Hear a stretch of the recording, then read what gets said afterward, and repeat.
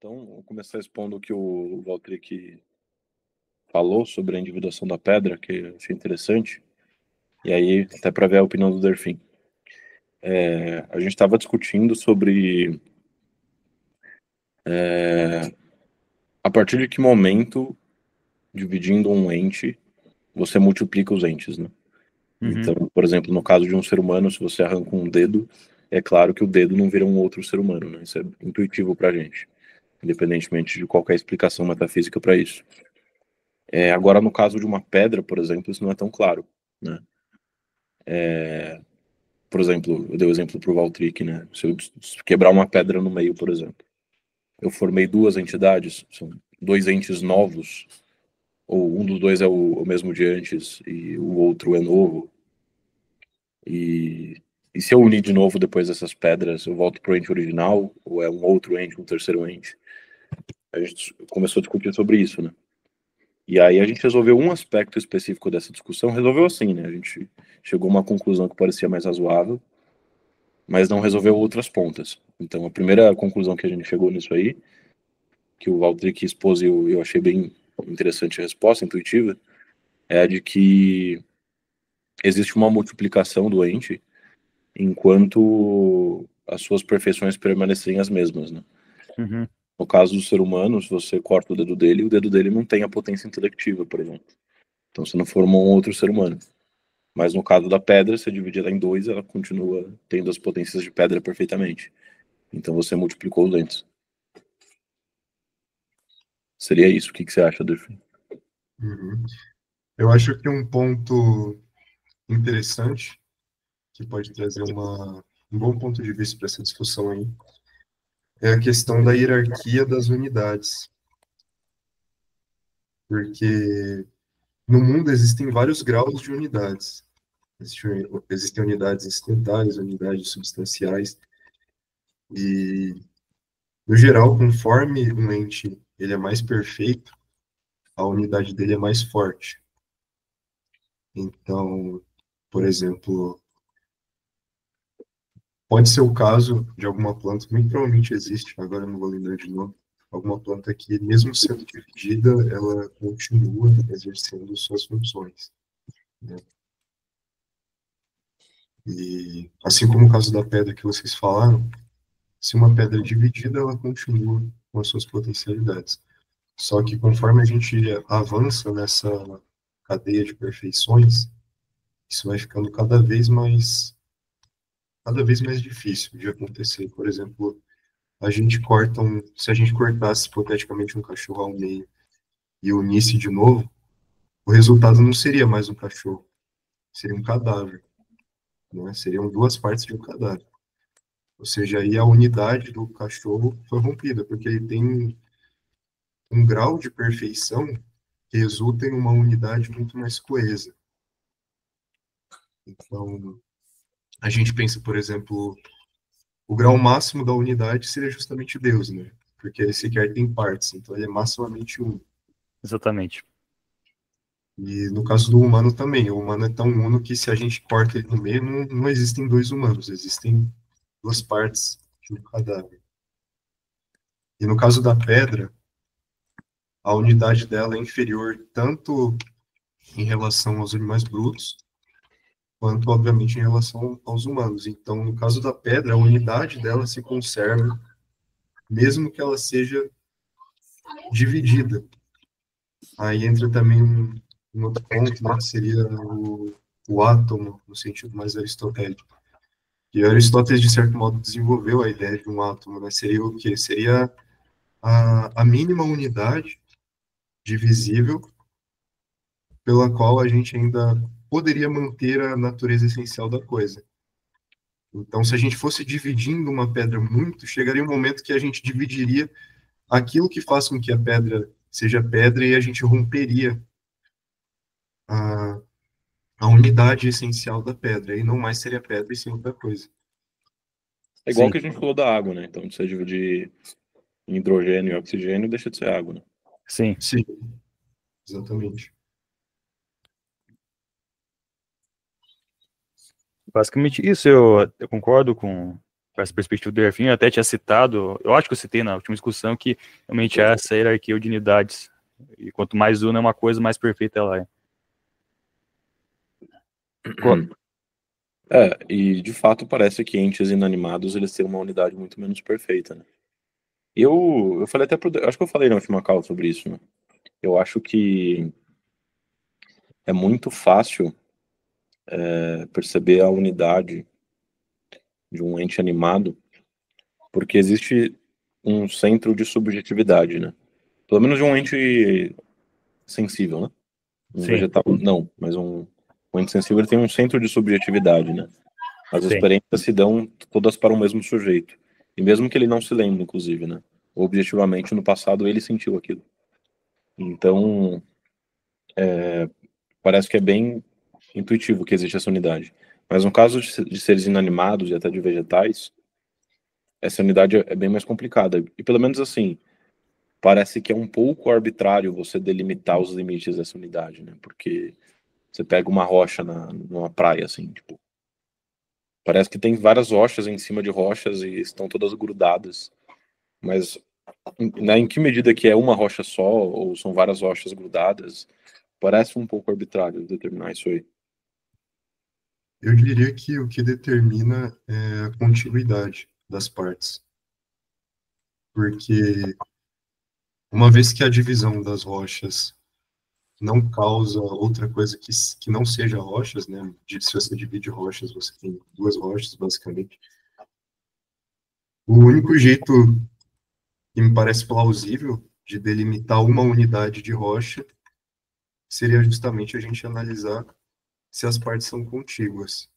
Então, se há duas rochas formando duas unidades e formando um dois em uma quantidade discreta, né? São duas entidades separadas, aí são duas rochas. No entanto, se há uma rocha apenas, embora com partes irregulares, estão conectadas, que são contíguas, aí há somente uma rocha.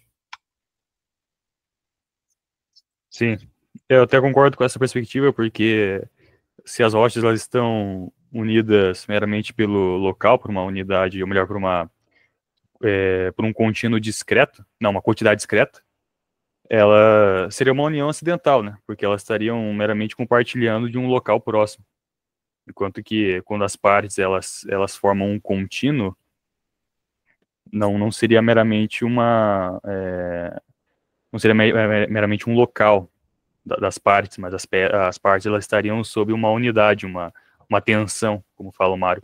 Até porque há uma tensão molecular entre as partes que constituem a pedra, e por isso ela seria uma coisa só. Por isso, se a gente pegar duas pedras e uni-las, sei lá, amarrar fita ou grudar, elas não seriam uma pedra única.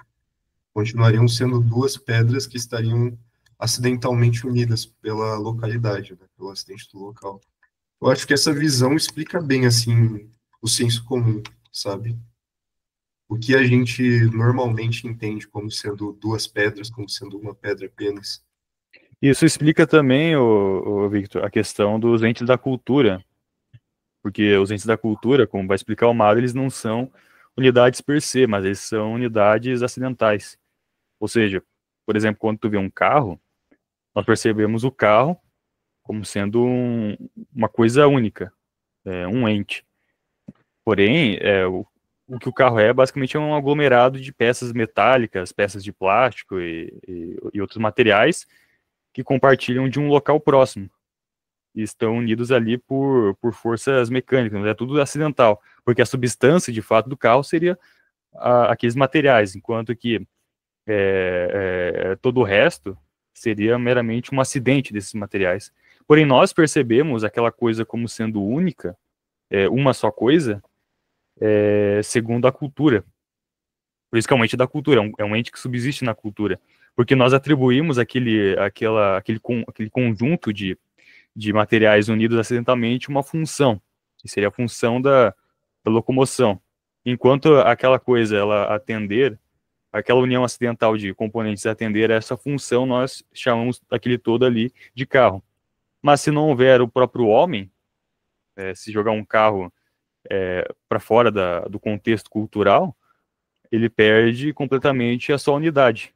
Ele vira simplesmente um amontoado de entulhos que não serve para... que não Certo. tem uma unidade por si. Mas eu tenho 2 pontos aí. Primeiro ponto, vocês acham que a forma, a ideia de carro está na mente de Deus? Eu acho que sim. Eu acho que sim. Entendi. Porque assim, eu percebo claramente como os nossos conceitos, muitas vezes, eles são quase que circunstanciais, né? Então, por exemplo, carro já foi o nome dado a tipo, carroça, né? Eram carros. E aí, conforme os tipos de automóveis foram se complexificando, você vai criando novos nomes e nomes mais sutis, assim, que, digamos assim, né? Hipoteticamente, se tudo que promovia locomoção e fosse artificial pudesse ser chamado de carro antes, conforme novas formas de automóveis foram sendo criadas, a gente foi precisando usar conceitos diferentes para se referir a essas coisas, né? Então, me parece que se Deus tem em sua mente um conceito como esse de carro, ele necessariamente deve ter uma divisão muito mais perfeita do que a nossa, porque até hoje, assim, pode ser que a gente não tenha chegado e provavelmente a gente não chegou na complexidade maior possível de automóveis possíveis, etc. Não, pois é, só que o conceito, no caso, a ideia que Deus tem de carro, porque, é claro, é um pouco difícil discutir essas coisas, né, sobre como Deus pensa no mundo, mas eu acredito que, justamente por carros não serem criaturas naturais, mas coisas artificiais, e pela própria palavra, o que é artificial? Artificial é tudo aquilo que é criado por um ser intelectivo, né, pelo homem. Tudo que o homem cria e tudo que o homem dá à unidade seria uma coisa artificial. Só que,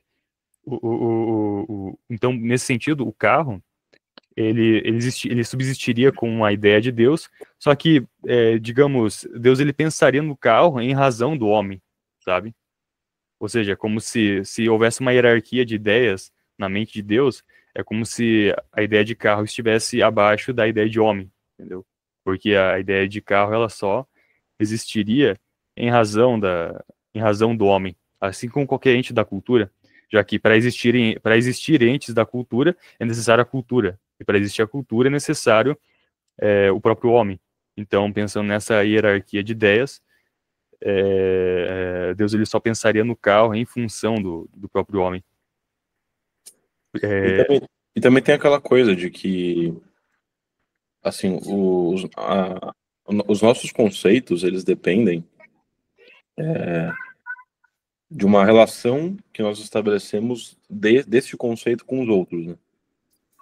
Então, como eu disse, o conceito de carro foi se complexificando conforme surgiram outros automóveis. E a mesma coisa se dá com branco, por exemplo, né? Tem aquela parada de que os esquimós, eles têm um conceito de branco, eu acho que mais abrangente, se não me engano, do que o nosso. Ou menos abrangente, acho que é menos abrangente. Não é de neve? É branco. Não, é de branco, é de branco. Ah, tá. Então, tipo, nesses momentos eu me pergunto, ok, mas qual que é o conceito de Deus de branco? É o mesmo dos esquimós ou é o mesmo dos nossos? Eu estava pensando sobre isso enquanto vocês falavam. Aí eu me perguntei, mas será que realmente faz sentido falar em classificações no que diz respeito ao conhecimento divino? Porque o conhecimento divino não é discursivo, não é um conhecimento por conceitos, é um conhecimento intuitivo. Então, quando a gente, por exemplo, diz que há uma hierarquia no conhecimento de Deus, parece que isso se refere ao nosso modo de entender o conhecimento de Deus, sabe? Talvez, na realidade, a gente só possa dizer sobre o conhecimento de Deus que ele conhece o ser e, consequentemente, ele conhece o que é ou o que pode ser. Mas pensar em classificações, como Deus divide, por exemplo, o branco, né? Se ele tem um conceito mais ou menos abrangente. Ora, isso já não seria uma discursividade? Não seria uma tendência personalista, talvez? O Santo Tomás de Aquino, ele defende a ideia de que Deus tem ideias, né, mente, com base no fato de que ele conhece a sua mesma perfeição e, portanto, ele conhece as formas inferiores de se participar dessa perfeição, né? Então, eu acho também que não seria a ideia de que Deus só tem na mente dele o conceito perfeito de branco, por exemplo. Eu acho que ele conhece todas as formas possíveis de conceituar branco. Sim, concordo. Até porque se Deus conhece, se ele conhece o próprio ser, ele conhece todos os modos possíveis de se participar do ser.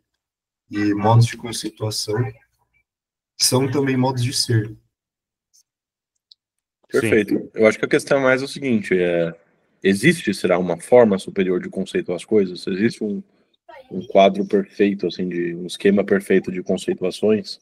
Ou é sempre um esquema contingente que nós criamos com base no contraste das coisas que nós conhecemos? Porque Deus conhecendo tudo, talvez não exista esse sistema perfeito de conceitos. Daí isso puxa para a discussão da Davi de Porfírio, né, Victor? Exatamente. Sim. O ponto que a gente discutiu é porque eu acredito que é possível apontar por um sistema superior de classificar as coisas, e é possível demonstrar que a árvore de Porfírio ela é um sistema superior, e qualquer outro sistema que se equivala à árvore de Porfírio não vai contradizer a árvore. Porque... A gente começou a falar da árvore de Porfírio pelo exemplo do homem, né? A gente começou no Twitter, inclusive, que a gente falou, tipo, se surgirem alienígenas que são sensíveis e, portanto, são animais, e têm inteligência e, portanto, são racionais, nós precisaríamos, provavelmente, criar uma nova definição de homem, né? Para não cobrir os alienígenas. Eu não acho que seria necessário criar, porque já existe a definição na biologia de homem que ela atenderia a esse critério aí, para não confundir nós com uma outra raça de seres, de animais racionais. Né? Não, eu digo dentro do contexto da árvore de Porfírio. Precisaríamos criar uma nova... Sim, só que a questão é a seguinte, é que dentro da árvore de Porfírio, que assim, os antigos, eles não estavam muito preocupados em classificar o homem da maneira mais precisa possível. Eles queriam que a árvore de Porfírio fosse útil, né?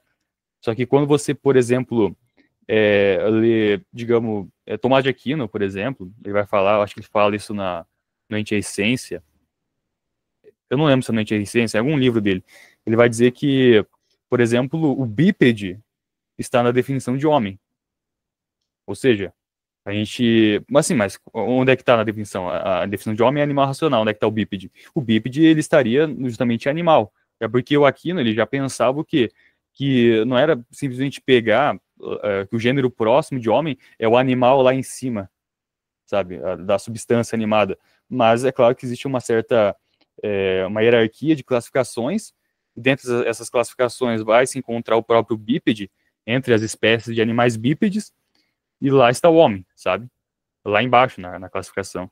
Então, eu acredito que os antigos, eles já tinham em mente isso, que não tinha como puxar lá em cima o gênero animal e contrair ele segundo a diferença específica. Até porque haveria um grande abismo entre o gênero animal lá em cima e o homem aqui embaixo. Me parece que os antigos eles já tinham isso em mente, só que como eles não estavam preocupados em fazer uma classificação precisa do homem, porque isso exigiria realmente a taxonomia, eles simplesmente utilizavam definições simples, sabe? Pela árvore de Porfírio. Então, meio que a árvore de Porfírio que nós vemos, desenhada e tal, né, que puxa poucos gêneros, né, substância, material e imaterial, animado e inanimado, isso aí são classificações simples, né? Porque se a gente fosse puxar uma árvore de Porfírio real, ela iria ser gigantesca, entende? Então, eu não acho que no contexto da árvore de Porfírio seria necessário criar uma nova definição, porque os antigos já tinham em mente que a nossa definição ela só é útil, mas ela não é precisa, sabe? Cara, eu acredito que não seria necessária uma nova definição, porque é o seguinte, o que seria uma espécie, né? O que seria principalmente uma espécie especialíssima, nesse caso do homem. Seria uma espécie abaixo da qual há tão somente indivíduos. dos quais essa espécie se predica, certo?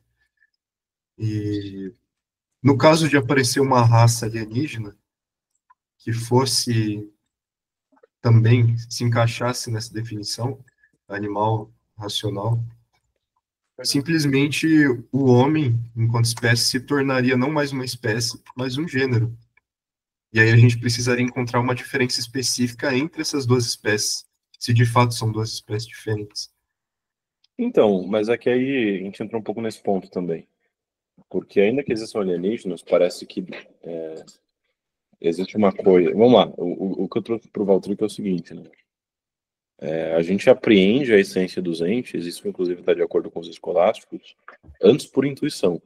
E só depois nós elaboramos um discurso enunciativo que define a essência desse ente, né? Então, e se a gente observar a nossa intuição do que é homem, existe, por exemplo, a noção, dentre os cristãos, de que o homem ele é a criatura predileta de Deus, né? Entre os entes aqui do mundo sensível. Então, e os alienígenas provavelmente não cairiam dentro dessa predileção. Então, a gente até poderia falar que animal racional é um gênero, mas talvez chamar esse gênero de homem, ou de humano, talvez seja inapropriado, porque diversas coisas que a gente diz a respeito do humano se aplicariam a nós, mas não se aplicariam aos alienígenas, como, por exemplo, os serem preferidos por Deus, etc. Então aí vira um problema linguístico, digamos, né? Sim, exato. Tudo problema linguístico. Sim. Essa perspectiva do Delfim, se eu puxar colocar a espécie especialíssima do animal racional como um gênero, eu não... É claro, para certos sistemas isso pode funcionar, claro. Como eu disse, eu não estou dizendo que é impossível haver um outro sistema paralelo à árvore de Porfírio, mas eu acredito que um sistema paralelo à árvore de Porfírio, ela seria um sistema, digamos, que não contradiga a árvore de Porfírio. Só que nesse sentido, eu acredito que para a gente diferenciar o homem desses alienígenas não seria puxar diretamente na espécie, mas no caso animal racional, mas puxar nos gêneros lá em cima. A gente teria que investigar o seguinte, porque como o homem ele por exemplo, um ser vivo, um animal que é primata, que é mamífero e tudo mais, né? A gente vai puxando os gêneros. Então, por exemplo, o homem ele participa do gênero dos primatas, e os primatas pertencem ao gênero dos mamíferos, os mamíferos pertencem ao gênero dos animais sensitivos, sabe? Já essa outra raça de alienígenas, eles certamente não iam participar nem do gênero dos mamíferos, né? Eles iam participar do gênero dos animais sensitivos, se a gente for tomar num senso bem amplo, ou dos animais que têm o DNA baseado em carbono, enfim, o que seja. Então você acha que a árvore de Porfírio poderia ser complementada com a taxonomia contemporânea biológica? Eu acredito que sim, porque, pelo que me parece, os antigos eles já tinham em mente, de maneira implícita, uma espécie de taxonomia. Eles já tinham em mente que a definição de homem, ela, como o próprio Aquino falava, né, por exemplo, o bípede se enquadra na definição de homem, né? Mas onde é que está o bípede na definição de homem? O bípede estaria implícito no animal, porque esse animal que está na definição de homem não seria o animal lá em cima, né? No caso, o animal pensando no ser que move-se a si mesmo, mas esse animal, ele se traduziria como sendo aquele conjunto de vários gêneros e várias espécies que vão estreitando o homem e vão especificando o homem até ele virar realmente uma espécie especialíssima, né? No caso, seria o gênero Homo. Então, o que os antigos tinham em mente como o animal, na definição de homem, na verdade, seria o gênero Homo, que nós temos hoje em dia na taxonomia, sabe? Eu penso então, mas é que aí entra uma coisa que eu acho que bagunça um pouco, que é o seguinte, vamos supor que, beleza, existe um gênero ainda abaixo de animal e acima de homem, que é o gênero bípede. Certo. Só que aí, beleza, aí subdivide o bípede em racional e irracional, por exemplo, em alguma altura. Só que no caso dos não bípedes racionais, vamos supor que existe um alienígena que não é bípede e racional. Tipo, você entende que parece que a questão da racionalidade ela é mais importante do que a questão do ser bípede ou não? dos gêneros, se diz. Exato. Porque, por exemplo, o Calderon, né? Eu não estudei com tanta profundidade assim os escolásticos, tenho estudado mais agora. Eu não sei no que ele se fundamenta para dizer isso, mas ele defende que a divisão dos gêneros e subdivisões, etc., na árvore de Porfírio, elas necessariamente seguem uma base semelhante, né? Não é uma base idêntica, mas é uma base semelhante. Então, por exemplo, você repara, você tem lá alma sensitiva, divide em sensitivo perdão, em vegetativo e não vegetativo. Então, as pedras por um lado e os vegetais por outro. Aí depois você traz a sensibilidade, né? Então, sensitivo e não sensitivo. Depois intelectivo e não intelectivo, ou seja, você está usando algo da inteligência como base para ir subdividir o gênero, entendeu? Uhum. E aí, para o Calderon, se você começa a mudar essa base, aí você já não está fazendo uma subdivisão em gênero, mas em classes que não são gêneros, né? Então, seguindo essa linhagem, quando você joga abaixo de animal, tipo bípede ou não bípede, você já perdeu completamente a base anterior, né? Você já mudou o critério completamente. Mas o que ele usa para dizer que não seria uma classificação de gêneros, nesse caso? Então, não sei, eu não sei. Eu só sei que ele fala que ele defende isso aí, né? Quando É, ele tá por, falando das ciências, por exemplo. é porque, cara, eu penso o seguinte, talvez a gente pudesse pensar no... Isso aqui até puxa um pouco a discussão dos universais, né, para dentro da árvore de Porfírio. A gente pensar nessas classificações de gêneros quase como se fosse dentro da teoria dos conjuntos, sabe? Porque a gente pode ter ali um sistema, digamos, da taxonomia, né, que vai puxando os gêneros animais até chegar na espécie especialíssima, que seria o homem. O homem teria essa diferença específica, que seria o racional. Só que veja bem, o racional, nesse caso, ele pode se tornar muito bem um conjunto, sabe? Um conjunto de tudo aquilo que é racional, sabe? Ou de tudo aquilo que é animal e racional. Daí o homem, ele estaria, digamos, dentro do conjunto dos primatas e mamíferos, né? O homem estaria dentro desse conjunto dos primatas e mamíferos e afins. E o homem também estaria dentro do conjunto do racional. Haveria meio que uma interseção entre esses dois conjuntos, sabe? Onde tem o animal racional, né? No caso, o primata racional, enfim. Só que daí a gente poderia ter uma outra classificação, sabe? Digamos, um alienígena que ele puxa um outro sistema de taxonomia e tal, e ele estaria bem distante do homem, sabe? Nessa classificação de taxonomia, ele estaria bem distante. Porém, como esse alienígena, ele também compartilha da racionalidade, com uma diferença específica, ele também estaria participando desse conjunto do racional, por uma outra interseção, sabe? Então a gente teria dois gêneros completamente distintos, sabe? Dois gêneros que estão bem afastados, só que eles têm essa interseção no conjunto de tudo aquilo que é racional, entende? Entendi. E nesse sentido a gente poderia solucionar esse problema da questão de ter vários sistemas, além da árvore de Porfírio, porque, por exemplo, a própria questão dos animais sensitivos e vegetativos, né? Como você disse, a gente puxaria esses gêneros, esses grandes gêneros, né, que é a alma vegetativa, sensitiva e intelectiva, como conjuntos, né? E as classificações de gêneros da taxonomia, elas teriam essa interseção com esses atributos, né? E eu penso que isso soluciona esse problema. Cara, eu me lembrei agora que o Mário chega a abordar basicamente esse problema que a gente está falando, se eu não me engano, no Métodos Lógicos e Dialéticos. E o jeito que ele resolve seria basicamente distinguir maneiras de considerar o significado do gênero, da diferença específica da espécie. Aí ele fala que o homem seria animal racional, considerando nesse sentido mais formal, mais abstrato, mas não só isso, como ele seria este animal racional. Por exemplo, o animal racional que se desenvolveu na Terra, de tal e tal jeito. Uhum.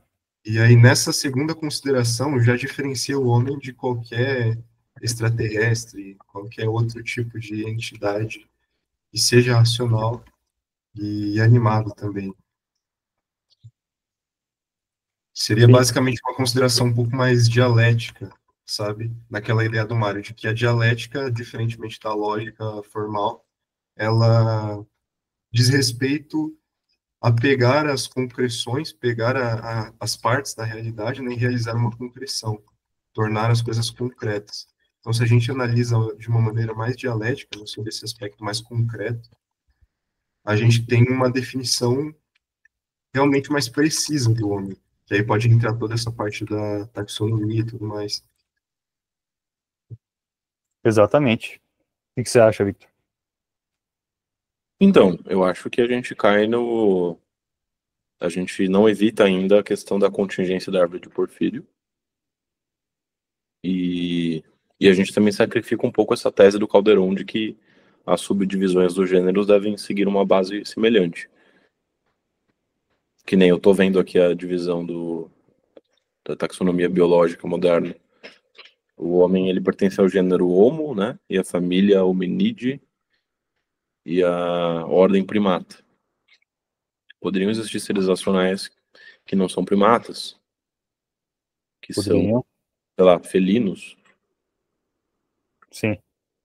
Então, o Victor, é o que eu disse. Por exemplo, se houver essa outra classificação, digamos, os felinos sapiens, né, que participam lá do gênero dos felinos, eles, de fato, eles estariam afastados. Claro, eles participariam do gênero dos mamíferos, né, mas eles estariam afastados na medida que eles não são primatas.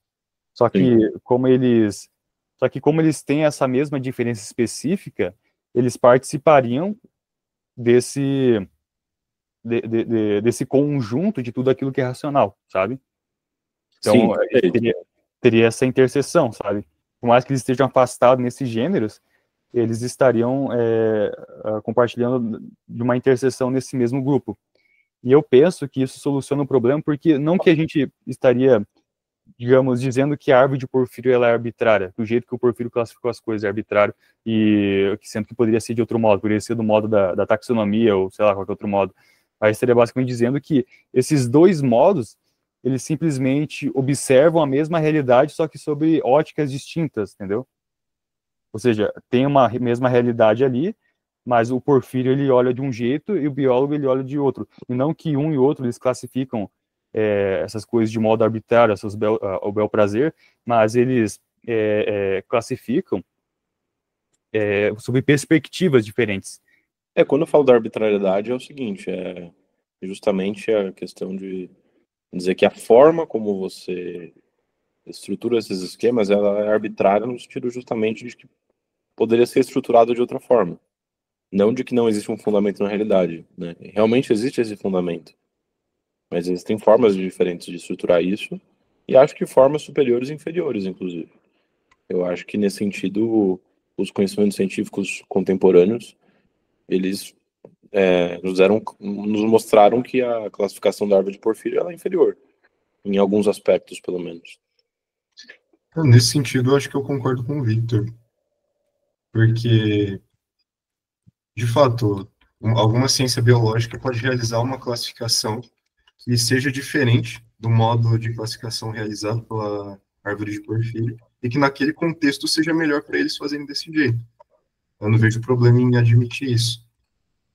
Tem um ponto relevante para essa questão toda também, envolvendo a árvore de Porfírio, que é que a árvore de Porfírio, ela está preocupada também com o que caracteriza a essência de cada coisa, no sentido de que qual seria a razão de ser, né, a partir da qual todas as outras coisas surgem. Então, eu não acho que a árvore de Porfírio seja uma coisa assim estática, congelada, sabe? Porque isso depende muito da capacidade humana de captar a essência das coisas, ou de chegar perto, chegar próximo de captar a essência das coisas. Tem até um livro de lógica, que eu li há um bom tempo atrás, até esqueci o nome do autor, que ele fala que muitas vezes não dá, realmente, sequer é possível captar qual seria a essência de uma coisa. Então, a gente simplesmente usa uma quantidade de acidentes de modo a tornar aquela classificação precisa o bastante para os nossos fins.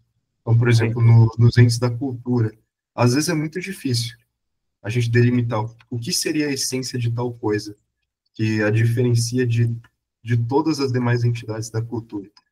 Às vezes é muito difícil, na própria natureza e tudo mais, e não teria problema lançar mão de um grupo de acidentes, né, ao menos provisoriamente, ou então, se não fosse possível de fato, né, se não for uma coisa alcançável ao homem, não tão provisoriamente, sabe? Aham. Mas eu acredito que a árvore de Porfírio tem esse aspecto dinâmico.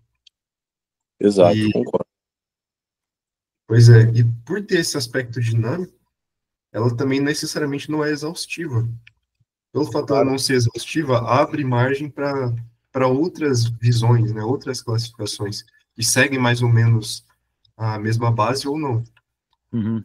É que aquilo também do Mário Ferreira de que a gente conhece por contraste, né? Então a gente vai criando essas conceituações contrastando os outros entes que a gente conhece, as outras espécies, e vai comparando elas e construindo esses esquemas. Só que, por exemplo, surgisse um ente assim, que ele é muito diferente das nossas classificações. Então, por exemplo, ele é uma substância, ele é corpóreo, mas ele não tem uma alma vegetativa, por exemplo. Ele não precisa se alimentar nem nada, não reproduz, etc.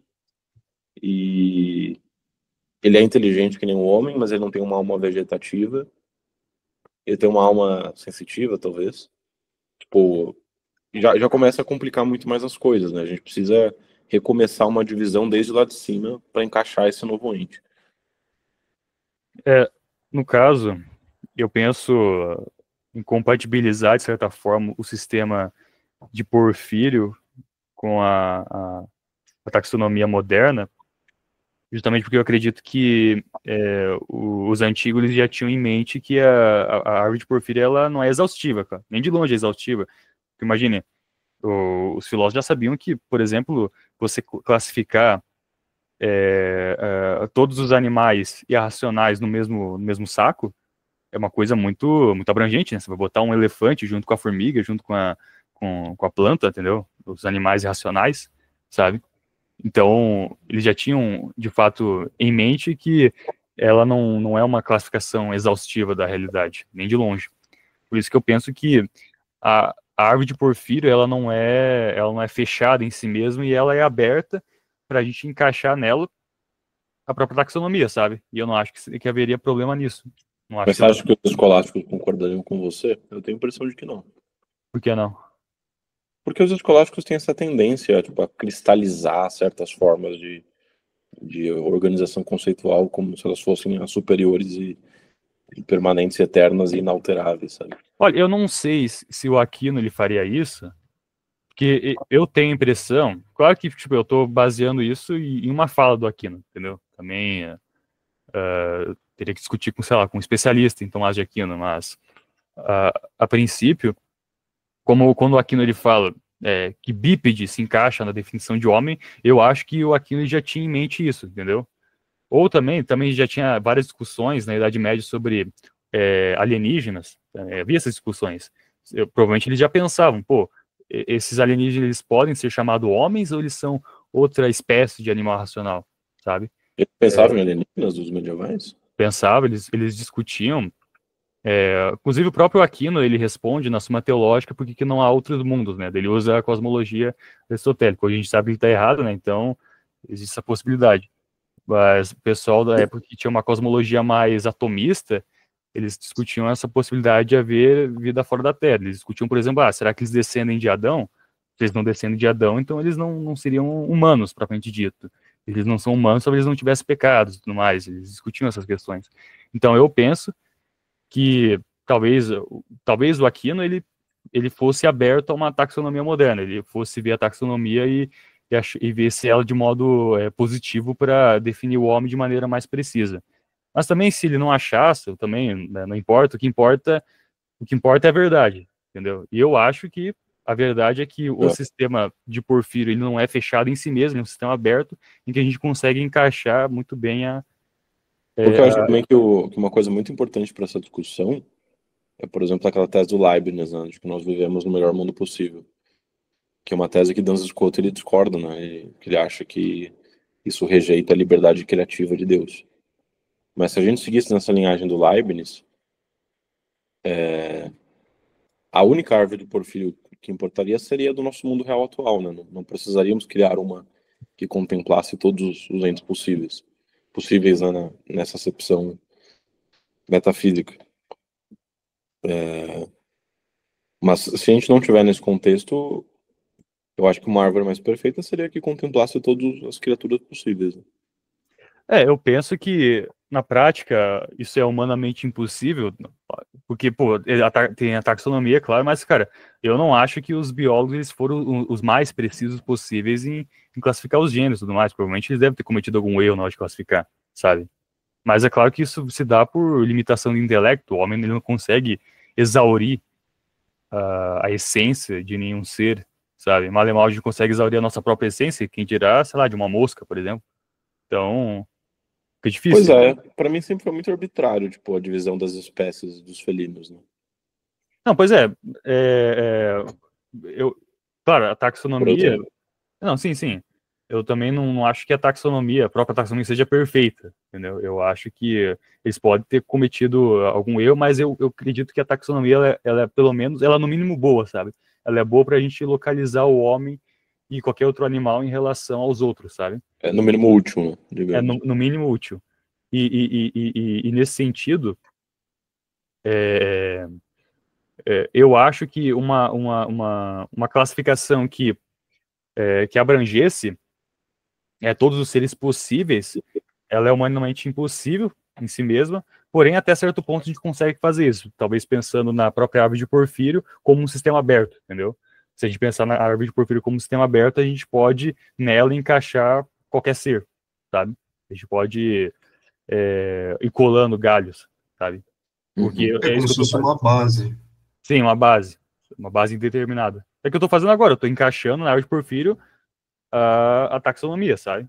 Eu acredito que a partir do momento que, por exemplo, os lógicos tradicionais que usavam a árvore de Porfírio estavam cientes de que nem sempre definições constituídas pelo gênero próximo, mais uma diferença realmente específica que vai dividir aquele gênero metafisicamente, nem sempre isso é o caso, por uma questão cognoscitiva mesmo, uma questão epistemológica, e que então há brecha, assim, para você dividir de uma forma legítima as coisas utilizando acidentes, eles implicitamente já estão abrindo margem para algo do tipo que a gente está falando aqui.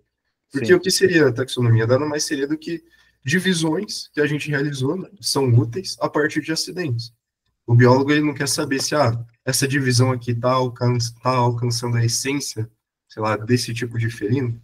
Muitas vezes não tem como a gente saber qual é a essência desse tipo de felino. A gente sabe algumas coisas e aí a gente começa a dividir por acidentes. E aí seria meramente uma questão de classificação acidental nesse sentido.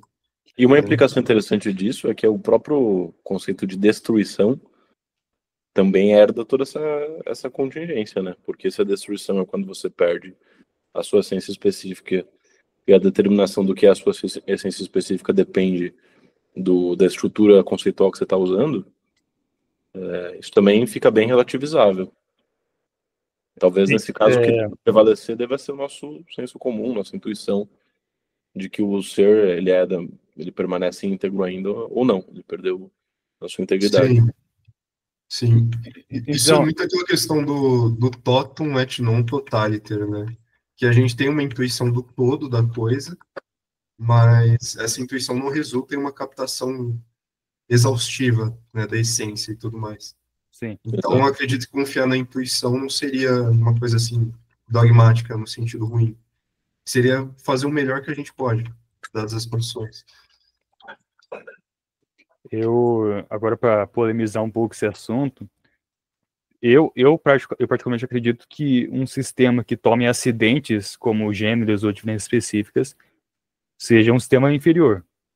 Por isso que eu disse que eu não acho a taxonomia perfeita, porque em algum momento os biólogos eles tomaram acidentes ou como uma diferença específica ou como algum gênero, sabe? Por isso que o sistema de pesquisa não diz que é um sistema perfeito. Mas é claro que, provisoriamente, às vezes a gente pode cometer essas confusões. A gente pode classificar algum acidente como sendo um gênero ou uma diferença específica quando é só um acidente, entendeu? E essa coisa não vai, de fato, separar uma espécie da outra substancialmente. No máximo vai ser uma separação de raças, mas não de espécies, de fato. Por isso que eu acho que a taxonomia, ela é boa e ela acerta onde ela acerta o que é gênero e o que é espécie de fato, mas o que ela classifica erroneamente como gênero ou espécie, ela estaria pecando, entende? Eu discordo disso. Por quê? Porque, como eu disse, eu não acredito que essa seja sequer a intenção dos biólogos, sabe? Ao dividir do jeito que eles dividem. Eles não estão preocupados em metafisicamente encontrar a razão de ser das coisas. Sim em encontrar uma classificação útil para entendermos os animais, as diferentes formas de vida. Muitas vezes as classificações são acidentais mesmo, e eles sequer estão tentando fazer de outro modo, saca? O problema seria eles pensarem, beleza, essa classificação aqui reflete com exatidão a estrutura metafísica dos seres vivos. Aí sim seria um erro. Mas não me parece que há essa pretensão. Ah, tá, você acha que é um erro segundo esse contexto, então?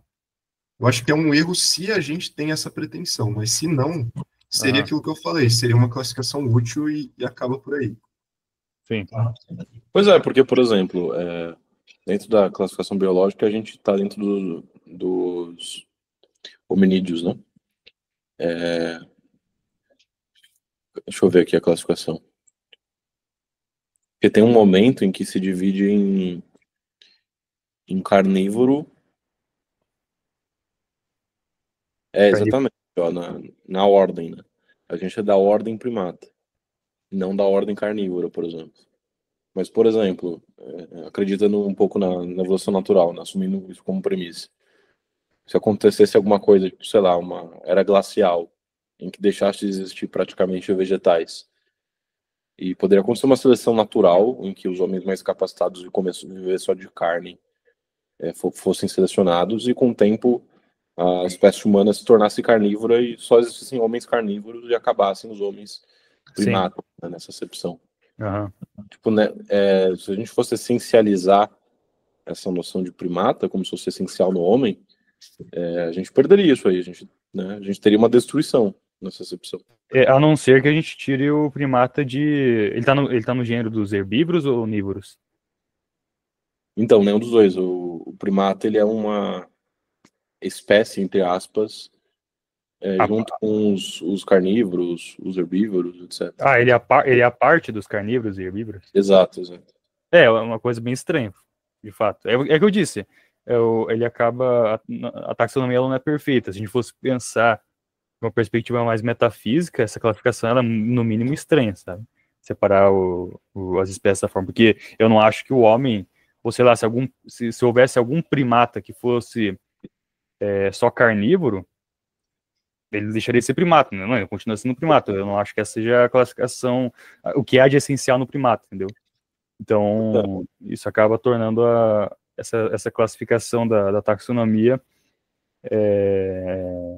de certa forma, imperfeita se a gente for olhar pela perspectiva metafísica, entendeu?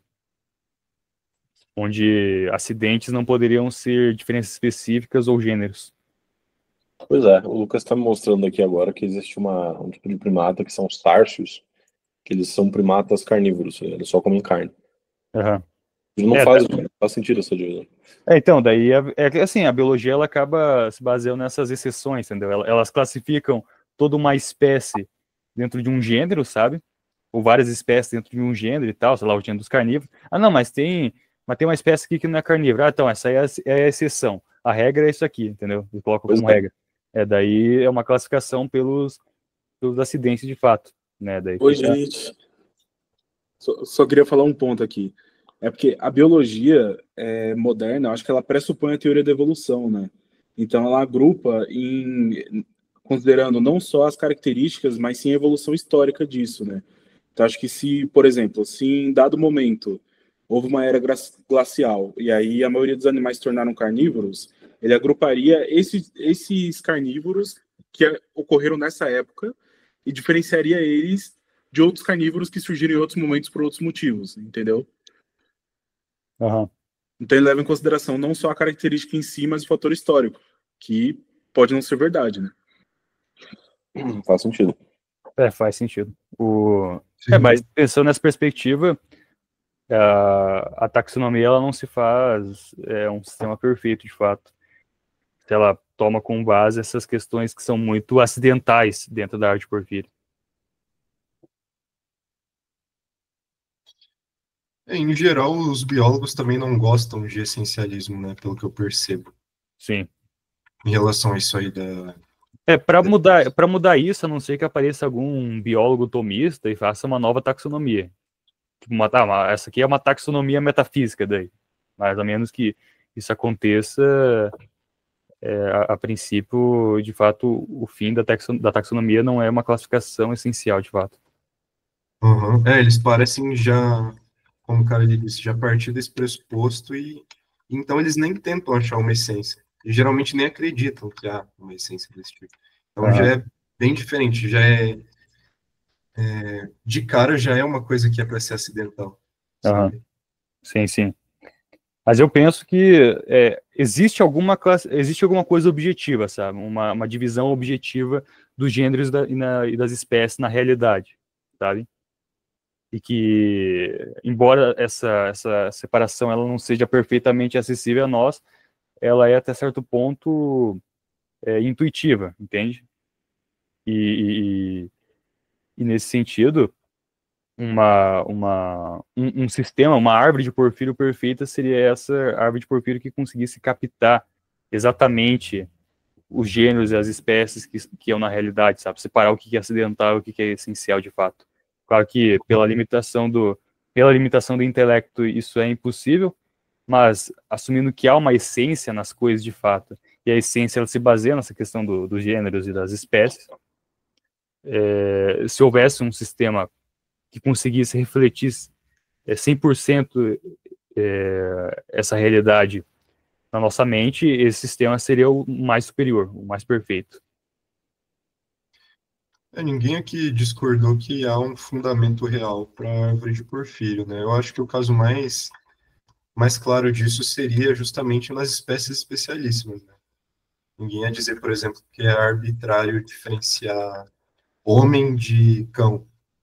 É muito claro isso. Agora, conforme as coisas vão ficando mais abstratas, mais distantes da espécie especialíssima, começa cada vez a ficar mais difícil, porque a gente não tem mais a intuição. A gente não intui o que diferencia um gênero abstrato de outro. A gente chega a partir de construções mais discursivas mesmo. Então, eu tenho a impressão de que, do ponto de vista de Deus, a única divisão que realmente importa e faz sentido é uma divisão em termos de grau de perfeição.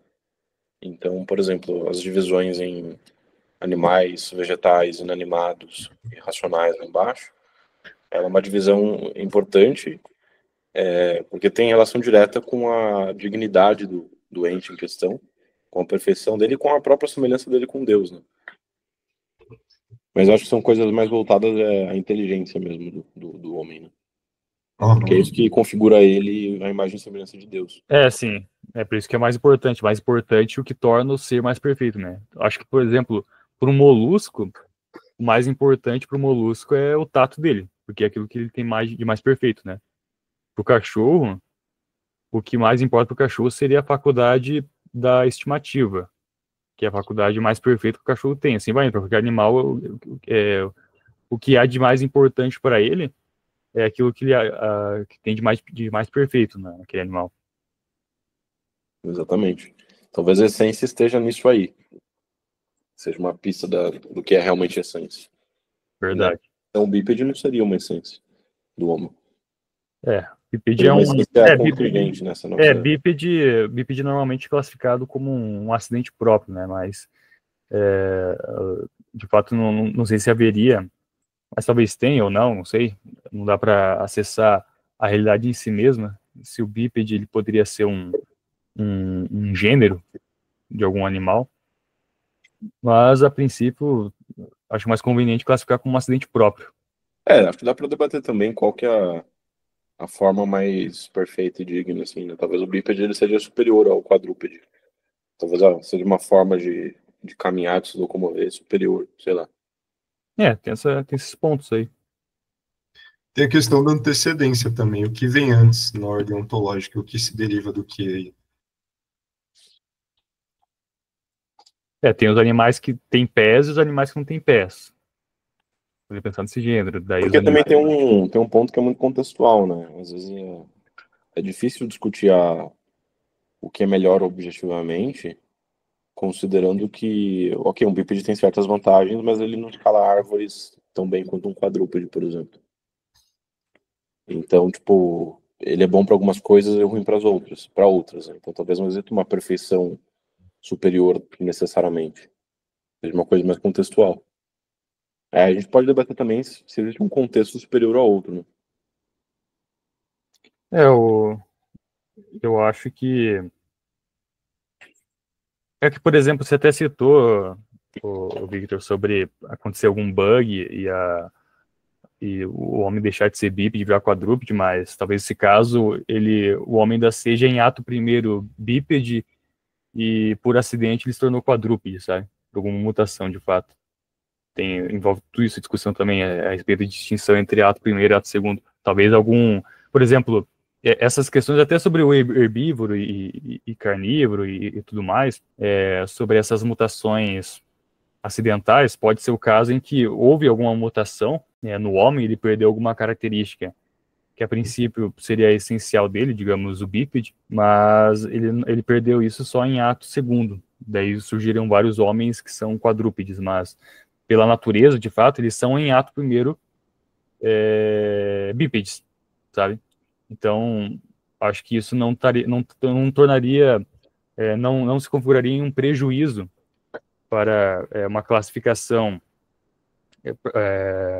mais taxonômica do bípede enquanto um gênero, né? Porque o homem, ele, em ato primeiro, ainda teria esse gênero, né, do bípede, mas em ato segundo, ele, por alguma deficiência, não estaria exercendo a sua natureza bípede, sabe? Exato. Bora discutir os universais agora? Queria saber de você, Victor, qual que é a princípio, qual que é a tua visão sobre os universais?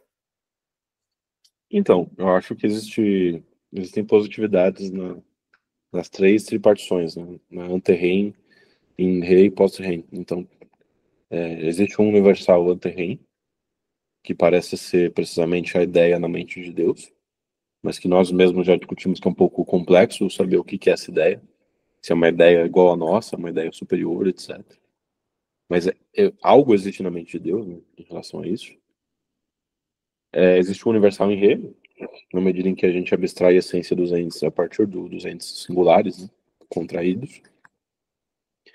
E existe também o post-REIN, né, que eu acho que é o aspecto linguístico do universal, o aspecto também criativo, né, do ser humano. Ele cria, de certa forma. E como nós vimos, existem conceitos superiores e inferiores, conceituações, né, pelo menos, superiores e inferiores, existe um elemento criativo no homem.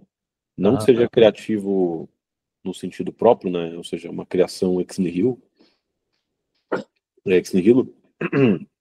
mas existe um componente criativo, né, pelo menos. Não é uma criação em estrito senso, mas é algo semelhante a isso. Uhum. Eu diria que, em linhas gerais, essa é a minha visão também, né? Eu aceito universal terreno, universal em re, universal post-REIN, né? Construção conceitual e tudo mais. E eu acredito que as polêmicas começam a surgir quando a gente passa a precisar mais do que seria esse universal em re, né? Porque se a gente simplesmente considera que universal em re seria o fundamento, um fundamento objetivo, de algum modo, para os universais, então, possivelmente, até nominalistas aceitariam esse tipo de universal, que é, por exemplo, a tese que Soares defende, né? Ele fala que, essencialmente, os nominalistas nem estariam discordando, de fato, ao menos aqueles nominalistas medievais, dos realistas moderados, e sim dando ênfases diferentes. Mas por exemplo, é atribuído ao Rosselino aquele nominalismo exagerado, né? Aquela ideia de que não existem nem como entes mentais, né, os universais. E na prática, eu realmente vejo alguma dificuldade nessa questão de defender que existem universais na nossa mente, né? Assim, fenomenologicamente, não é tão fácil observar no nosso raciocínio a presença de universais, né? Por exemplo, é Não muito sei fácil se a é gente fazer beleza. uma universalização, por exemplo, assim, não, todo mamífero, sei lá, alguma coisa, todo mamífero é um animal, por exemplo. Mas não é como se a gente conseguisse visualizar internamente a soma de todos os mamíferos. Não que o universal seja isso, né? Senão você está reduzindo o universal a uma coleção. Mas não é tão simples, eu acho, enxergar em nós esse universal interior, assim. Cara, eu tenho uma opinião sobre isso. A princípio, quando eu penso em mamíferos, a única coisa que vem na minha cabeça é a palavra mamífero, né? No caso, seria o fantasma da palavra. Ou viria a mim a imagem de animais que mamam, sabe? É onde vem a palavra mamífero, né? Os animais que mamam.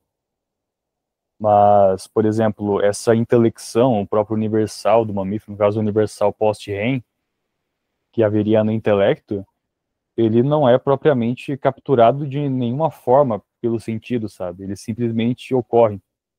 Então, quando eu penso na palavra mamífero, na palavra mamífero, ou quando eu penso na própria imagem dos mamíferos, essa própria imagem aparece na minha cabeça, né, na minha faculdade imaginativa.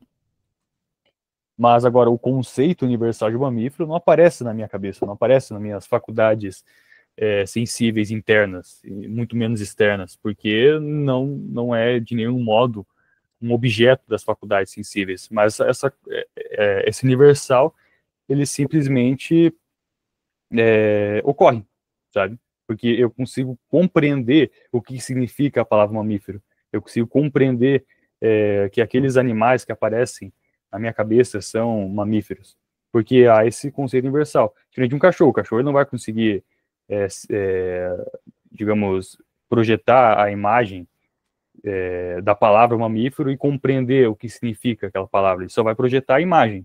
Acabou. Ou ele vai projetar a imagem de um elefante, por exemplo, mas ele não vai conseguir compreender que o elefante ele é um mamífero que participa de um certo gênero e tudo mais. Ele não vai conseguir compreender dessa forma. Então, parece que o universal, de fato, ele não é nem sequer pensado, porque nós não pensamos nos universais, nós pensamos em imagens. Só que os nossos pensamentos, eles são instantaneamente acompanhados do ato intelectivo. E no ato intelectivo se dá se dá os conceitos universais. Embora... acho que esse que é o ponto, assim, eu vejo essa confusão, pessoas dizendo assim, não consigo pensar em universais. É porque quando você fala pensar, você está pensando em uma representação sensível. Sim. E o nosso pensamento, ele não é somente a representação sensível, né? Acho que quem me esclareceu bem isso aí foi o Marco dos Santos, inclusive. Porque assim como na posição do universal em Rê, você defende que o ente singular, ele tem em si toda a sua singularidade e tudo mais, e um aspecto universal ou universalizável nele, da mesma forma, a imagem interior que a gente cria, e que seria sei lá, acho que não sei se é o termo adequado, mas acho que é esquema fático, né, na linguagem do Mário Ferreira. Seria um esquema fático ali da coisa, Uhum. e esse esquema fático, ele é acompanhado também de um esquema idético, né? Sim. Que está subjacente. Esquema idético no ético, ele chama. Exato. É porque eu acho que o esquema fático também é noético, né? No ético porque ele se dá no espírito, se dá no nous. Exato. Então, eu acho que o erro aí é o de querer enxergar visivelmente, por meio dos sentidos internos, o universal. Quando que, pela sua própria natureza, ele não pode ser representado sensivelmente, porque representá-lo sensivelmente já seria individuá-lo, né? Sim. Até por isso que a gente não pode pensar que essa imagem que eu tenho seria essencialmente universal, né? O próprio Mário também argumenta bem contra isso, ele fala que uma imagem, ela sempre vai ser uma imagem individualizada, então, mesmo que a gente pense que seria, de certo modo, várias imagens sobrepostas, ainda assim ela continua formando uma imagem que em muitos casos não vai se adequar à particularidade. Aí quando o Valtric falou, a gente pensa na imagem e automaticamente vem o ato intelectivo. Eu diria, na verdade, que a gente pensa no conceito e automaticamente vem a imagem, não o contrário.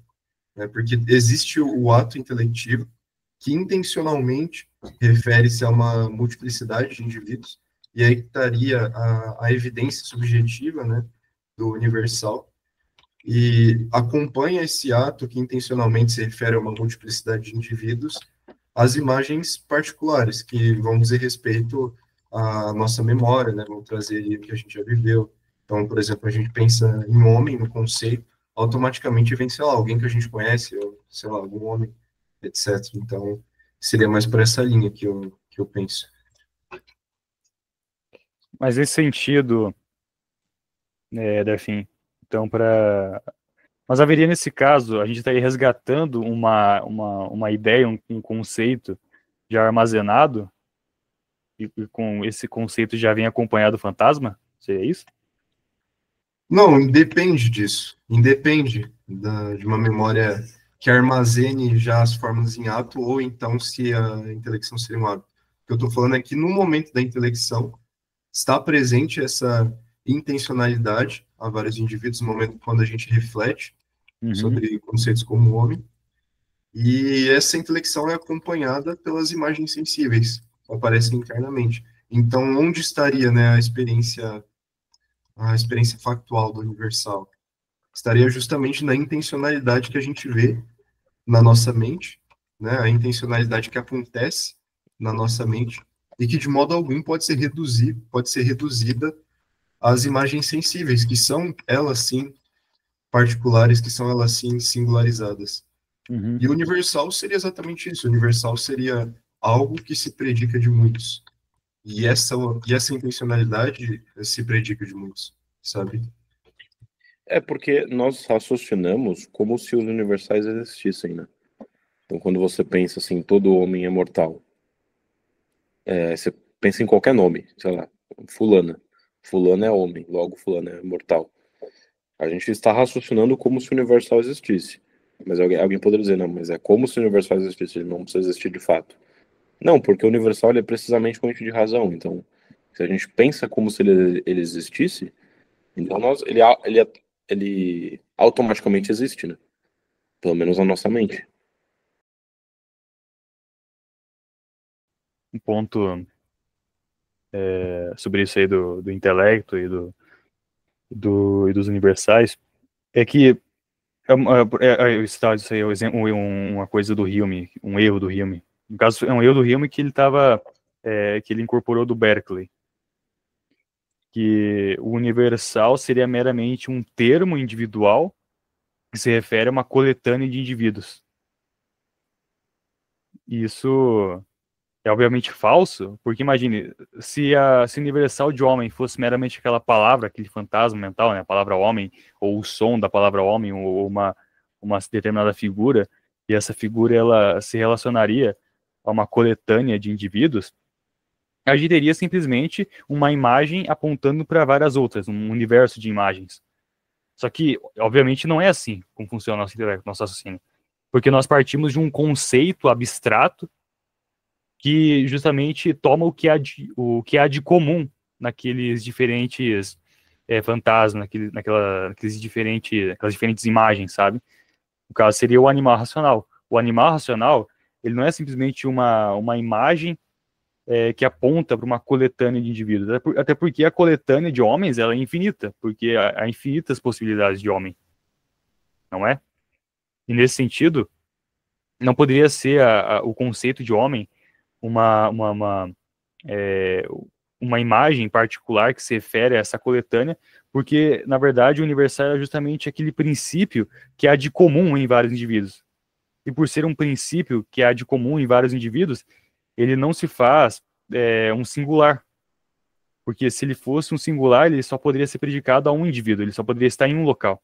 Só que como ele está em vários locais ao mesmo tempo, como ele se estende a vários indivíduos, então ele é um termo que não ocupa espaço.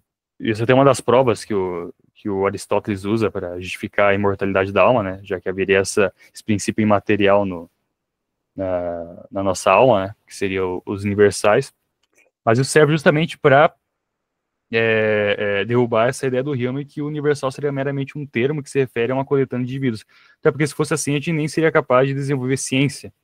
O homem ele é o único animal capaz de desenvolver ciência e estudo a respeito das coisas, porque ele consegue captar aquilo que é de comum nas diferentes realidades individuais. Se a gente tivesse na nossa mente simplesmente termos individuais, nós seríamos incapazes de captar aquilo que é de comum nesses termos individuais, entende? Eu acho essa ideia do Hume muito estranha, porque parece que só a intencionalidade enquanto ente mental, a intencionalidade, por exemplo, do termo homem, enquanto se refere a uma multiplicidade de indivíduos com tal e tal característica, já pode ser caracterizada como universal, ao menos universal post-REM. Uhum. Porque é exatamente isso, universal, né? Como o Victor está falando, um ente mental que é atribuído, ou que é predicado, de uma multiplicidade de coisas. Isso é um universal. Então, claramente não seria só um termo também, uma coisa vazia. Né? Até porque, então, imagine, entre esse termo, entre a figura do homem, que seria supostamente universal, né, esse termo que se refere à coletânea, e a própria coletânea, haveria o terceiro homem, a gente poderia aplicar, eu creio que o terceiro homem a esse raciocínio do Hume, né, até porque eu identifico essa figura, essa imagem que aparece na minha mente como homem, eu identifico como homem os homens fora de mim, aqueles seres que estão fora da minha cabeça, sabe? E, pô, se eu faço isso, é porque existe uma realidade comum entre aquela figura que é na minha cabeça e aquelas figuras que estão na realidade. E essa realidade comum que eu identifico que é universal, que ela está para além da figura individual, sabe? Então, não, exato. E se o universal é só uma coleção de homens? Primeiro, a coleção de homens ela não tem as notas próprias do homem. Né? Ela não sim. É um animal nem um racional. E segundo, ok, é uma coleção de homens, mas o que unifica esses homens? É precisamente a natureza comum que nós atribuímos a todos eles. Exatamente. Que é o universal. Então, essa tese é que assim, o Hume, o que o Hume quer fazer? Ele quer tornar o homem um bicho, basicamente. Porque o Hume, é sério? Porque o Hume ele vai negar a existência do intelecto. O homem ele vai reduzir o homem, no caso, a mente do homem às faculdades sensíveis, que seria a imaginação e a memória. E ele vai dizer que o universal seria só um termo particular que a gente se refere a uma coletânea de indivíduos, entendeu? Mas, pô, como é que ele vai desenvolver ciência baseado nisso? Como é que a gente vai enxergar unidade entre aquela coletânea de indivíduos? Cara, e tem um ponto sobre isso aí também, que eu estava pensando aqui, que mesmo isso pode ser aplicado tanto a imagens quanto aos termos. Uma experiência subjetiva que mostra que o universal, o conceito, não se reduz a essas coisas sensíveis, seria, por exemplo, digamos que fosse uma coletânea de imagens, e a partir dessas imagens a gente tivesse alguma imagem que fosse, então, o conceito de homem. Quando a gente pensa em homem, as imagens são variadas, sabe? Então, ok, cada vez que a gente pensa é um universal diferente, ou então... E o que dizer sobre, por exemplo, eu poder me referir aos homens, né, a esse conceito, usando termos diferentes. Por exemplo, usando a palavra inglesa e a palavra portuguesa.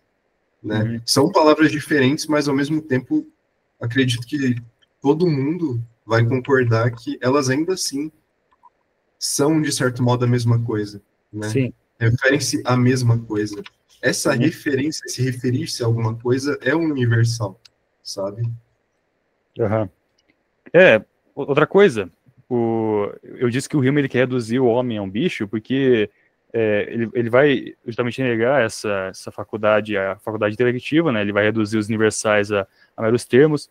Ele vai falar que a causalidade ela é mero costume, sabe? Ou seja, tipo, ele basicamente vai negar qualquer ciência a respeito da causalidade, porque é óbvio que quando a gente trata, embora a gente não consiga conhecer a realidade de modo totalmente preciso, a gente não possa conhecer as relações de causa e efeito de maneira exaustiva, É óbvio que, por exemplo, quando um cientista investiga as relações de causa e efeito, físico-químicas e afins, não é um mero costume que o cientista está estabelecendo, como se por costume o cientista ele julgasse que uma coisa causa a outra, sabe?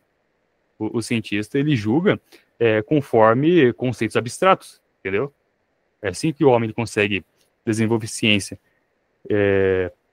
O que é diferente de um bicho, porque o bicho ele vai construir uma relação de causa e efeito por costume, de fato, por hábito. Enquanto que o cientista não faz por hábito, o cientista ele faz justamente por um julgamento intelectivo. Acaba que essa tese do Hume sobre os universais e outras teses dele a respeito de como funciona a mente humana vão destruir o que é o homem de fato.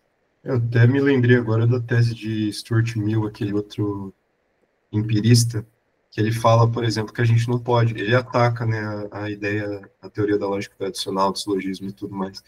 Aí ele fala assim, tá, a gente fala todo homem é mortal, por exemplo, Sócrates é homem, logo Sócrates é mortal. Aí ele argumenta, beleza, mas a gente já teve contato com todos os homens para saber se de fato essa premissa é verdadeira. Ou seja, ele está reduzindo tudo a uma mera coleção também.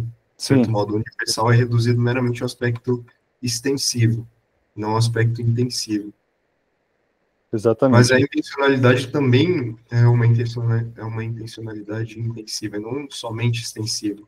Até porque se fosse somente extensiva, sequer haveria esse agrupamento. Uhum. Até porque tem aquilo, né? Quanto maior a extensão, menor a definição da coisa. Então seria meramente uma coisa doida aí, cara, que abrange qualquer coisa. Não haveria termo, não haveria nada, nenhuma delimitação. Não do Hume especificamente, tem outro ponto para trazer. Mas se vocês quiserem falar mais alguma coisa sobre isso, antes de eu trazer esse ponto. Eu ia só comentar, deixa eu ver o que eu ia comentar, agora esqueci. Eu acho que você fez uma distinção bem interessante, Delfim. Tem um aspecto intensivo e extensivo da definição, né? No caso, o intensivo, só para entender, seria aquilo que penetra no que é a coisa em si mesma, né? Seria análogo a quantitativo e qualitativo. Aham. Entendi. É bem interessante. No caso, o que o Hume estaria fazendo é negar o aspecto intensivo das definições e dos termos, né? Porque a gente não estaria penetrando realmente naquela realidade intrínseca, naquela realidade comum entre os indivíduos. Nós estaríamos simplesmente fazendo um agrupamento acidental das coisas. Mas Uma coisa que eu queria perguntar para o Victor é o que ele pensa em relação àquilo que ele tinha dito inicialmente, o aspecto mais fenomênico dos universais. Você acha que isso se mantém mesmo ante esses argumentos, ou, enfim, o que você pensa? Eu acho... Opa, tudo mutado, não tô. Eu acho que é aquilo que eu falei. Me parece que o fato de nós pensarmos como se os universais existissem já prova que eles existem. E acho que a própria possibilidade do raciocínio a priori é uma prova disso, né? Ele seria impossível se não existissem os universais. Agora, o que eu percebo é que, muitas vezes, parece que a razão pela qual esses autores eles tentam negar a existência de universais é por meio de conceituações equivocadas que as pessoas fazem. Então, você pensa, por exemplo, numa criança que teve pela primeira vez um contato com sei lá, um cachorro, por exemplo. Ela pode formar um conceito inapropriado de cachorro de tal modo que ela inclua, sei lá, o gato como sendo um cachorro. E aí a impressão que pode passar é de que ela não está usando um conceito universal, ela está, na verdade, só usando uma imagem de cachorro e comparando essa imagem com outros bichos e tal. Só que eu acho que uma coisa que resolve isso aí é a distinção do João de Santo Tomás em um conceito mental e um conceito objetivo. Porque, primeiro, ainda que ela faça esse erro de juízo a respeito do bicho, ela estava usando um conceito, ela tinha um conceito em mente. Um conceito equivocado, mas às vezes um conceito mais particularizado. Por exemplo, ela pode ter visto um cachorro que era marrom e ela viu um gato marrom e pensou que é essencial do cachorro ser marrom. Então, como esse outro bicho também é marrom, ele vê também um cachorro, né? Ela particularizou excessivamente o conceito de cachorro. Só que aí existe precisamente uma discrepância entre um conceito objetivo e um conceito mental. ela não capturou adequadamente o conceito objetivo de cão, de modo que ela formou um conceito mental inadequado, né? Só que esse conceito mental, ele nada mais é do que o conceito objetivo de cão, mais particularizado, né? Às vezes com notas adicionais, né? Com excesso de notas, não se atendo somente às notas essenciais de cachorro. E só que mesmo esse conceito mais particularizado, ele é um conceito ainda, né? Sim. Uhum. Eu acho que um outro erro é porque o Hume, ele vai negar a questão da substância, daí, como ele vai negar a existência da substância, eu acho que isso acaba por destruir a própria concepção do que seria universal, até porque o universal, ele é fundamentado na substância das coisas, né? Porque o homem, pelo intelecto, ele penetra para além dos acidentes e assim ele capta aquilo que há de essencial na coisa. E captando o que há de essencial naquela coisa, por consequência, ele vai captar o que há de essencial nas outras, assim, captando o termo comum. Então, como o homem ele consegue abstrair a substância, ele, por consequência, consegue abstrair o universal. Como o Hume ele vai negar essa própria possibilidade, ele vai falar que a substância ela é uma ficção, ele vai acabar negando o universal, né? Só que, tipo assim, mesmo no raciocínio do Hume, pô, se o homem ele consegue pensar em substância, ele consegue pensar no universal, e pelo simples fato de pensar no universal, já seria a prova de que o universal existe, sabe? Não seria meramente esse, esse termo individual que aponta para uma coletânea de outros termos. O Victor falou essa questão da má conceituação, Uhum. e muitas vezes algumas críticas dos nominalistas até têm lá sua justiça, mas se referindo a realistas mais ingênuos, sabe? Por exemplo, eu imagino que uma pessoa pense assim, não, todos os nossos conceitos são como se fossem um para um com a realidade metafísica. Aí começa a complicar. Se eu não me engano, o Quine, né, ele argumenta assim, existem pessoas que chamam de neve coisas que a gente não concebe como neve em outros países, né? Ele fala isso. Então, o conceito de neve seria relativo, não seria uma coisa, uma essência objetiva. Ok, mas não me parece, não é o caso que os realistas necessariamente se comprometam com a tese de que os nossos esquemas mentais se relacionem com a realidade numa relação um para um, Sim. como se fosse o espelho da realidade metafísica. A partir do momento que a gente assume um realismo mais humilde, né, um realismo mais moderado, a gente pode evitar a maioria dessas críticas nominalistas. E a gente não está se comprometendo com essas teses. A gente não se compromete com a tese, por exemplo, de que a mente humana esgota a realidade. E outra coisa, a gente evita, e além disso a gente pode atacar o nominalismo, porque se os universais eles não existem, porque assim, um nominalista moderado, digamos assim, ele vai pelo menos admitir um universal, alguma espécie de universal na mente, sabe? Mas seja alguma convenção. Mas alguma forma de universal ele vai ter que admitir. Como o Hume, ele pelo menos admite o termo comum. Mas, por exemplo, se a gente for negar o universal em Rê, de duas uma, ou haveria, digamos, um abismo intransponível entre as realidades individuais que existem fora da mente, sabe, um abismo intransponível, porque essas coisas elas não possuiriam nada de comum, ou essas coisas elas seriam absolutamente homogêneas, e sendo absolutamente homogêneas, o homem vai lá e separa as coisas com a mente, que são duas possibilidades muito ruins. Então, a gente tem que admitir, na realidade, pelo menos o universal em Rê, um logos que analoga certos indivíduos e vai separar esses indivíduos de outros, assim fazendo aquela... Por isso que eu sempre considerei, inclusive foi o caminho que eu segui num artigo que eu escrevi há vários anos atrás já, sobre isso aí do nominalismo. Eu sempre considerei que a problemática toda ia acabar chegando no seguinte: se existem ou não formas, se existem ou não, na realidade, naturezas comuns. Sim. Ou se isso é uma coisa meramente arbitrária, se as naturezas comuns são arbitrárias. Eu acho que definindo isso, basicamente, a gente já tem tudo que um realista moderado precisa para afirmar a posição dele. Então, Aí, por exemplo, a gente teria que enfrentar um atomista, um cientificista que nega isso. Oi? Aham. O que você está falando? Então, eu acho que esse é um outro ponto relevante, que ataca um pouco a tese do universal on terrain. Porque uma coisa que me parece é que a nossa forma de pensar as coisas universalizando-as, né? Aquela coisa do Mário Ferreira dos Santos que a gente homogeneiza por meio do intelecto as coisas, me parece antes um defeito da nossa inteligência, né? É um recurso que a nossa inteligência utiliza para entender melhor as coisas. E não me parece que Deus dependa desse recurso, né? De modo que Deus não precisaria ter uma mente que contém todos os conceitos possíveis. Porque ele não precisa usar conceitos para entender as coisas, né? Ele não tem essa limitação que nem a gente. Mas eu não entendi. Eu não entendi direito, Victor. Você quer dizer que seria um defeito a gente homogeneizar as coisas? Sim. Mas é que Por nós termos uma razão discursiva, a gente trabalha com essas homogeneizações, né?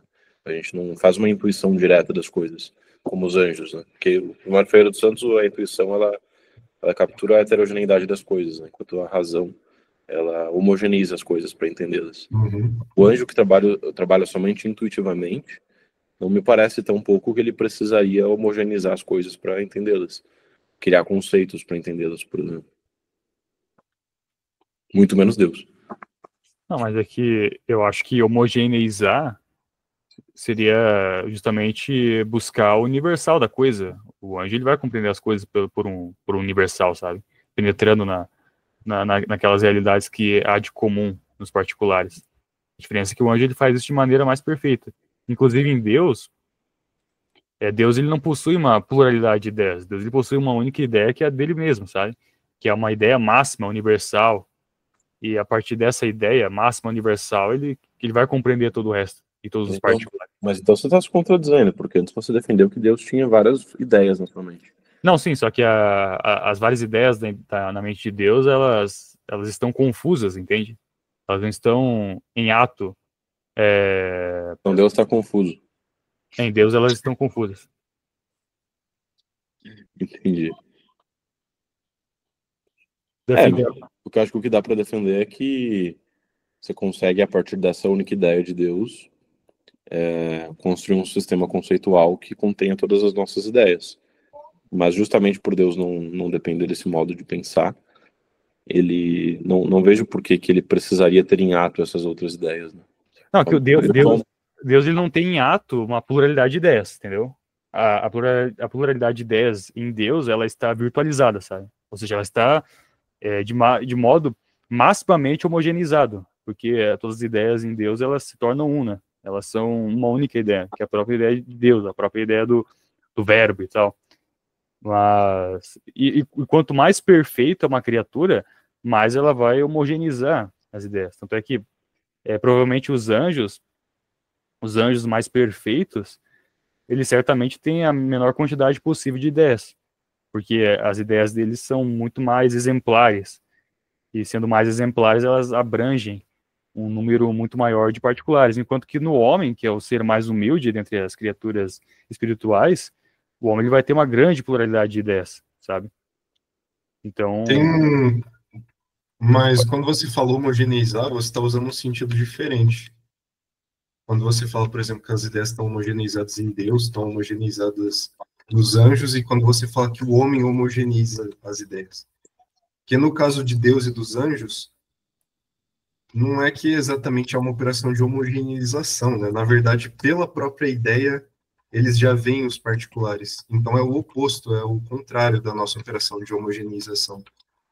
Eu concordaria em dizer que a operação de homogeneização do homem é fruto de uma imperfeição da natureza humana, que não conhece as coisas intuitivamente. Uhum. No caso, você quer dizer que os particulares eles não podem ser objeto do nosso intelecto, é isso? Sim, também. Entendi. E uma outra coisa que eu acredito que acaba reduzindo esse ponto que o Victor trouxe ao ponto que eu trouxe antes, seria justamente essa questão da existência das naturezas comuns, porque, ora, se de fato há coisas na realidade como naturezas comuns, aí a gente cai naquele ponto do Aquino, né, que ele traz para provar a questão das ideias. Ele fala assim, olha, Deus, quando ele faz o homem, ele está fazendo um exemplar de uma natureza comum. E compete àquele que faz aquela causa eficiente que age intelectualmente, fazer as coisas segundo a ideia própria delas. Aí a questão é, há de fato uma ideia própria do homem enquanto tal? Se há, então quer dizer que Deus está, sim, tendo em vista essa ideia na medida em que é causa eficiente do homem. Agora, se não há, se o que há é somente os indivíduos, então não seria necessária exatamente uma ideia do homem, mas tão somente o possível daquele indivíduo que está sendo atualizado. Essa é uma discussão que há também entre os escolásticos, né? Seria o que seriam essas ideias? Será que meramente o fato dos possíveis estarem na mente de Deus, enquanto individuais, já não seria suficiente para as ideias e para a ação intelectiva da criação? Né? Se de fato há naturezas comuns, parece que não, mas se não há, a gente cairia nisso. Não sei o que vocês pensam. Eu não sei se o Victor está ligado nessa discussão, que envolve a posição do Soares acerca dos universais. Não conheço muito não, cara. Uma coisa que eu já discuti com o Delfim isso aí, que nos parece que o Soares ele adota uma posição meio conceptualista a respeito dos universais, porque basicamente o Soares ele não vai admitir a existência dos universais ante-rem. Ele vai falar que os universais eles só existem singularizados em potência nos indivíduos. E o universal só passa a existir em ato no intelecto humano. Enquanto que tudo que haveria ante-rem seria meramente a potência de individuais. Isso parte de uma crítica, talvez isso esteja ligado, o Victor. O Mário ele apresenta um argumento neoplatônico a respeito dos universais ante-rem, né, que seria as ideias arquetípicas, que seria a seguinte: se não houvesse nenhum homem no mundo, né, nenhum homem capaz de abstrair ideia alguma, a própria ideia de homem ela ainda existiria. Ela existiria como uma possibilidade de ser, porque ela não seria uma possibilidade da matéria, seria uma possibilidade do ser enquanto tal. E nesse sentido, essa possibilidade de ser, do homem existir, essa possibilidade, ela seria, como ela é uma possibilidade exemplar, ela seria um universal, que existiria independentemente da mente humana. E o Soares ele vai atacar esse argumento neoplatônico, dizendo que não há a possibilidade de um universal vir a existir, a possibilidade universal. O que existe é a possibilidade de indivíduos, ou seja, não há a possibilidade do homem vir a existir, mas há a possibilidade de Sócrates vir a existir, do João vir a existir e afins. Ou seja, o que haveria basicamente seriam indivíduos. E a possibilidade desses indivíduos. E a partir desses indivíduos que o homem ele abstrai os universais. Então é basicamente uma ideia mais conceptualista que existe em Soares. E eu não sei se você concorda com isso, discorda, Victor? Cara, talvez existam as duas coisas, né? Porque se existe a possibilidade de cada um dos homens individuais existirem, existe também a possibilidade da natureza individuar-se em cada um desses homens. E, portanto, existe a possibilidade da natureza, não enquanto indeterminada, mas determinadamente existir. Porque é óbvio que não existe a possibilidade da natureza humana indeterminadamente existir, né? Ela necessariamente vem a existir se individuando, se determinando. Sim, sim. Que foi o ponto dele, porque essa linha, né, que é seguida tanto pelo Mário quanto por um outro escolástico chamado Pedro da Fonseca, que o Mário se baseia bastante, que Soares ataca diretamente, seria justamente falar, ok, então há a possibilidade do homem. Mas quando a gente fala que a única possibilidade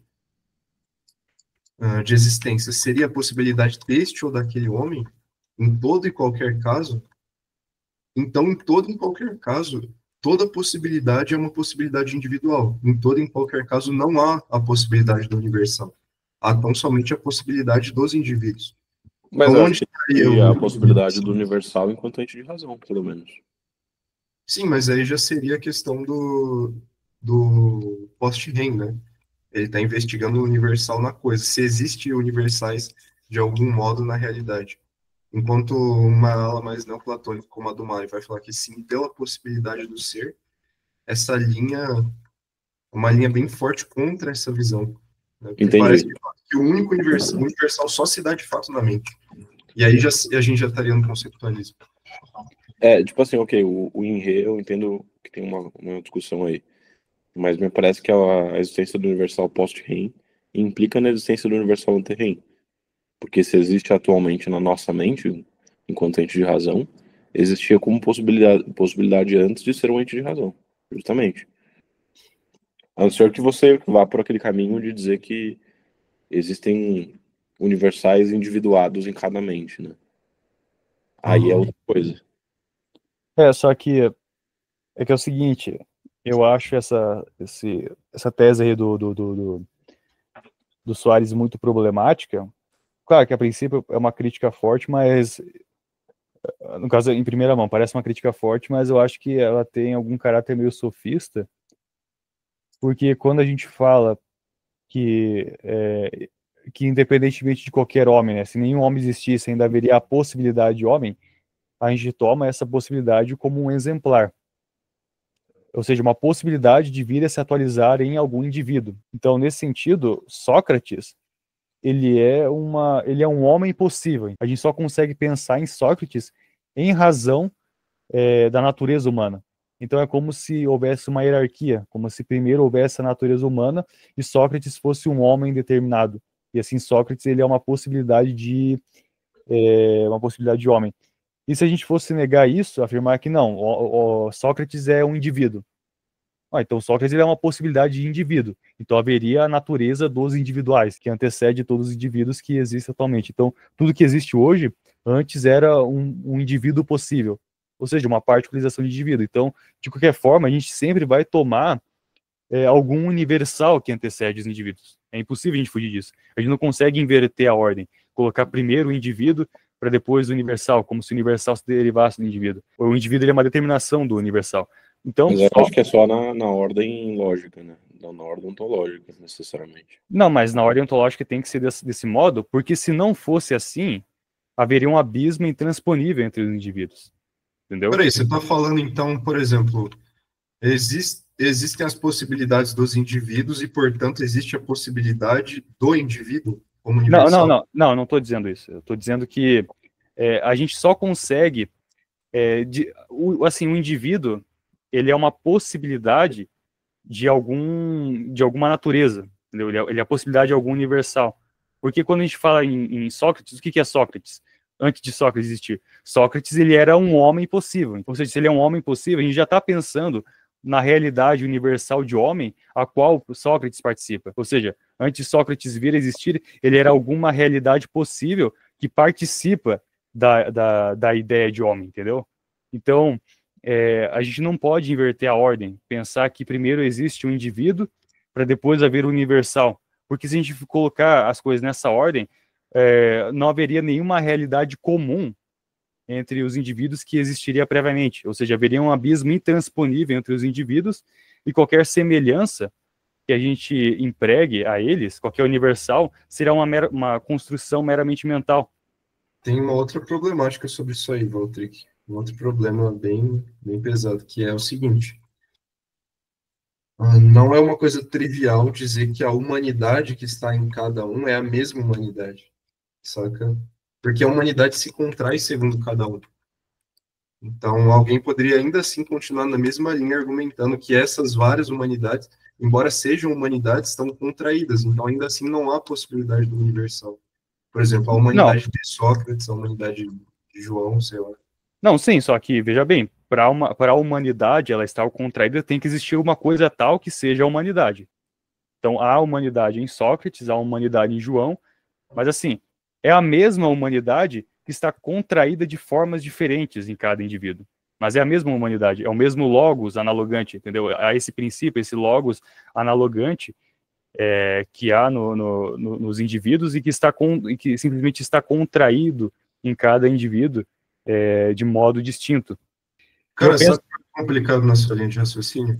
por quê? Me diga, por exemplo, de que modo esse logos, que analoga os indivíduos, enquanto tal aparece? Em que momento ele aparece? Ele Como só assim? vai aparecer depois do momento da abstração. Então, continua sendo um universal post-REM. Não, só Porque que na coisa e antes da coisa, existem as possibilidades que estão individualizadas, saca? não, sim, só que só que assim, se eu não for assumir que há o é, é, é, se eu for afirmar que não há uma realidade comum, uma coisa na própria realidade, um logos analogante fora da minha mente, eu vou ter que afirmar que é um abismo intransponível entre os indivíduos, entendeu? E aí que tá a problemática. Daí seria tudo, os universais seriam arbitragem e estaria caindo num nominalismo. Ó, o Victor Ó, vai ter que... o Victor tem que sair. Valeu aí, Victor. Valeu, Victor. Valeu pelo papo aí. Outro dia a gente pode continuar. Beleza. Ai, ai. Será que o Victor não ia... Então, o... Peraí, o que eu ia falar mesmo? Pô, como é que o Victor ele vai cancelar a gravação aqui daí? Tá gravando ainda. Ele saiu? Putz, deixa eu ver. Deixa eu perguntar pra ele aqui. A gente perde tudo. A gente perde a gravação daí. Fala pra ele cancelar, então.